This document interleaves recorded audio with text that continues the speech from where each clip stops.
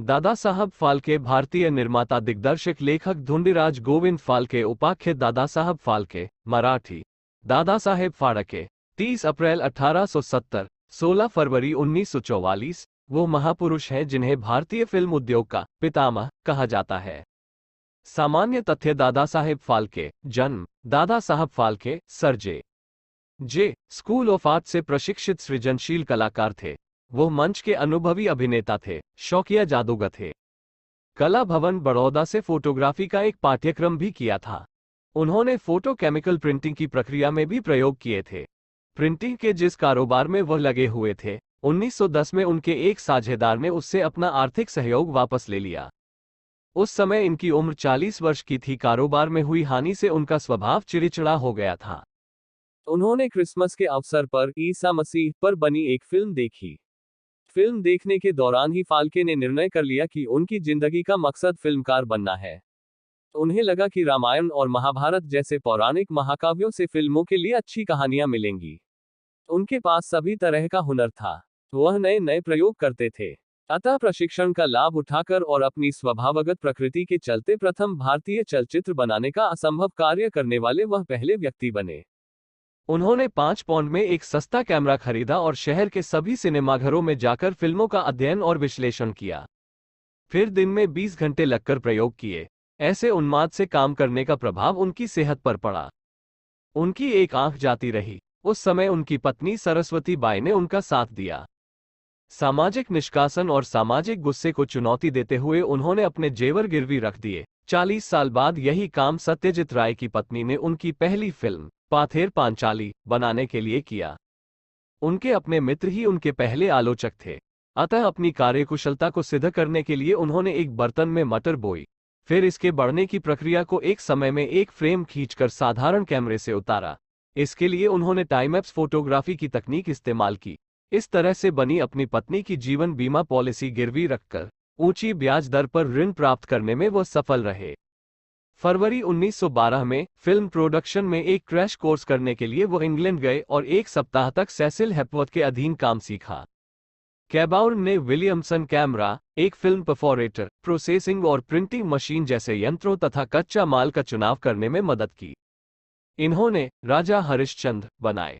चूंकि उस दौर में उनके सामने कोई और मानक नहीं थे, अतः सब कामचलाऊ व्यवस्था उन्हें स्वयं करनी पड़ी। अभिनय करना सिखाना पड़ा, दृश्य लिखने पड़े, फोटोग्राफी करनी पड़ी और फिल्म प्रोजेक्शन के काम भी करने पड़े। महिला कलाकार उपलब्ध न होने के कारण उनकी सभी नायिकाएं पुरुष कलाकार थे, वेश्या चरित्र को छोड़कर। होटल का एक पुरुष रसोइया सालुके ने भारतीय फिल्म की पहली नायिका की भूमिका की। शुरू में शूटिंग दादर के एक स्टूडियो में सेट बनाकर की गई। सभी शूटिंग दिन की रोशनी में की गई क्योंकि वह एक्सपोज्ड फुटेज को रात में डेवलप करते थे और प्रिंट करते थे। अपनी पत्नी की सहायता से 6 माह में 3700 फीट की लंबी फिल्म तैयार हुई। 21 अप्रैल 1913 को ओलंपिया सिनेमा हॉल में ये रिलीज की गई। पश्चिमी फिल्म के नेक्चुरे दर्शकों ने ही नहीं, बल्कि प्रेस ने भी इसकी उपेक्षा की। लेकिन फाल्के जानते थे कि वे आम जनता के लिए अपनी फिल्म बना रहे हैं, अतः ये फिल्म जबरदस्त हिट रही। फाल्के के फिल्म निर्मिती के प्रयास तथा पहली फिल्म राजा हरिश्चंद्र के निर्माण पर मराठी में एक फीचर फिल्म हरिश्चंद्राची फौकतरी 2009 में बनी, जिसे देश विदेश में सराहा गया। दादा साहेब फाल्के जीवन परिचय। दादा साहब फाल्के का पूरा नाम धुंडीराज गोविंद फाल्के है और इनका जन्म महाराष्ट्र के नाशिक शहर, प्रसिद्ध तीर्थ से लगभग 20-25 किलोमीटर की दूरी पर स्थित बाबा भोलेनाथ की नगरी त्रयंबकेश्वर, यहाँ प्रसिद्ध शिवलिंगों में से एक स्थित भी है, में 30 अप्रैल 1870 को हुआ था। इनके पिता संस्कृत के प्रकांड पंडित थे और मुंबई के एल्फिंस्टन कॉलेज में प्राध्यापक थे। इस कारण दादा साहब की शिक्षा दीक्षा मुंबई में ही हुई। 25 दिसंबर 1891 की बात है। मुंबई में अमेरिका इंडिया थिएटर में एक विदेशी मूक चलचित्र लाइफ ऑफ क्राइस्ट दिखाया जा रहा था और दादा साहब भी यह चलचित्र देख रहे थे। चलचित्र देखते समय दादा साहब को प्रभु ईसा मसीह के स्थान पर कृष्ण, राम, समर्थ गुरु रामदास, शिवाजी, संत तुकाराम इत्यादि महान विभूतियां दिखाई दे रही थी। उन्होंने सोचा क्यों नहीं चलचित्र के माध्यम से भारतीय महान विभूतियों के चरित्र को चित्रित किया जाए।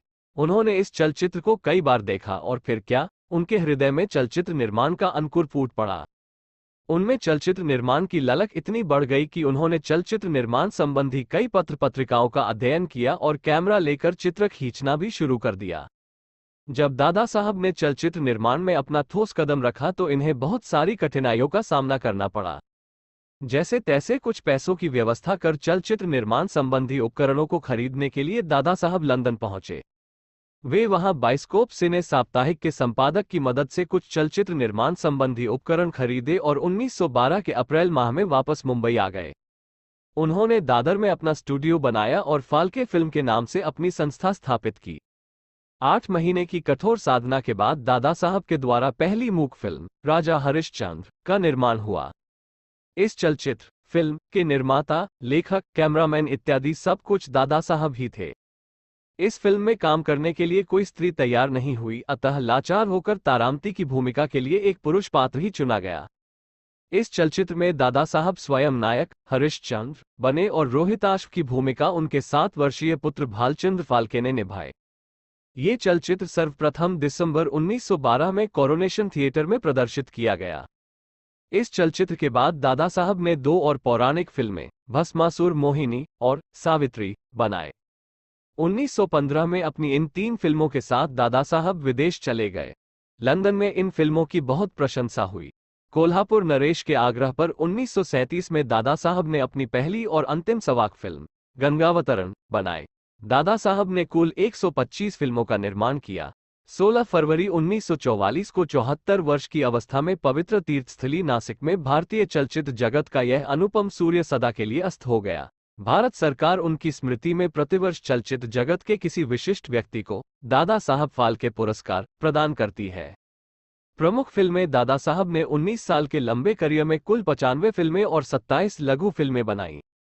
राजा हरिश्चंद्र 1913, मोहिनी भास्मासुर 1913, सत्यवान सावित्री 1914, लंका दहन 1917, श्री कृष्ण जन्म 1918, कलिया मर्दन 1919, बुधदेव 1923, बालाजी निम्बारकर 1926, भक्त प्रहलाद 1926, भक्त सुदामा 1927, रुक्मिणी हरण 1927, रुक्मांगदा मोहिनी 1927, द्रौपदी वस्त्रहरण 1927, हनुमान जन्म 1927, नल दमयंती 1927, भक्त दामाजी 1928, परशुराम 1928, कुमारी मिल्चे शुद्धिकरण 1928, श्री कृष्ण शिष्टि 1928, काचा देवयानी 1929, चंद्रहास 1929, मालती माधव 1929, मालविका निमित 1929, वसंत सेना 1929, बोलती तपेली 1929, संत मीराबाई 1929, तमीराबाई 1929, कबीर कमल